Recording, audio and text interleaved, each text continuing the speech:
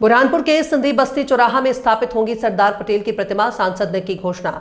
अभूतपूर्व उत्साह, उमड़ी भीड़, एकता और अखंडता के संदेश से गूंजा मार्ग।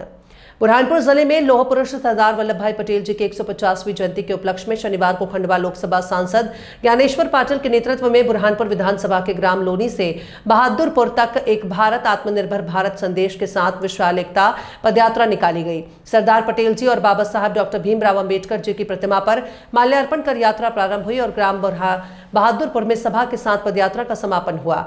सांसद पाटिल ने इस अवसर पर घोषणा करते हुए कहा कि बुरहानपुर संदीप बस्ती चौराहा में सरदार पटेल की प्रतिमा स्थापित की जाएगी।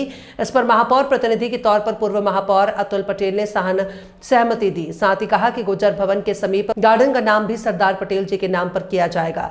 राष्ट्र प्रथम की भावना दिखाई देती है। सभा को संबोधित करते हुए सांसद ज्ञानेश्वर पाटिल ने कहा कि सरदार पटेल जी ने जिस दृढ़ इच्छा शक्ति और राष्ट्रभक्ति से भारत की 562 रियासतों को एक सूत्र में पिरोया था, वही भावना इस एकता पदयात्रा की प्रेरणा है। इन पदयात्राओं का उद्देश्य सरदार पटेल के योगदान से जन जन को अवगत कराना और युवाओं में राष्ट्रीय एकता की चेतना जगाना है। सरदार पटेल का जीवन राष्ट्र सेवा के लिए समर्पित रहा। उनके विचारों और निर्णयों में सदैव राष्ट्र प्रथम की भावना दिखाई देती है। पदयात्राएं उनके विचारों को जन जन तक पहुंचाने और राष्ट्रीय एकता के सूत्र को मजबूत करेगा।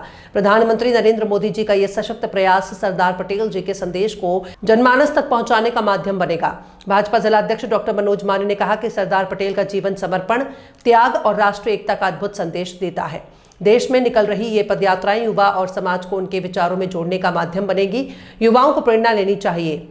नेपानगर विधायक मंजू दादू ने कहा कि सरदार पटेल के कृतित्व और व्यक्तित्व से प्रत्येक युवाओं को प्रेरणा लेनी चाहिए। उन्होंने भारत के एकीकरण, रियासतों का विलय का कार्य कर भारत की एकता को मजबूत किया है।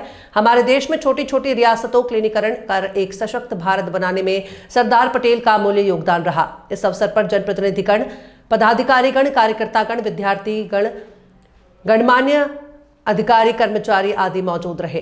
हमारे देश के प्रथम गृह मंत्री सरदार वल्लभ भाई पटेल की 150वीं जयंती 31 अक्टूबर को 150 वर्ष पूरे हुए हैं। उसको लेकर देश के प्रधानमंत्री माननीय मोदी जी ने और सरकार ने यह निर्णय किया है कि एकता मार्च पूरे देश के अंदर सारे संसदीय क्षेत्रों में 3 दिन तक के निकले और एक गांव से दूसरे गांव तक लगभग 8 से 10 किलोमीटर प्रतिदिन पैदल चलकर एकता के भाव के साथ में सरदार वल्लभ भाई पटेल को याद करके जन जन तक संदेश पहुंचाने के लिए इस कार्यक्रम को धूमधाम के साथ निर्णय किया है। सांसद जी, एक तो अरुण यादव ने कल एक फिर बयान दिया कि कांग्रेस में दौड़ने वाले घोड़े ही कांग्रेस में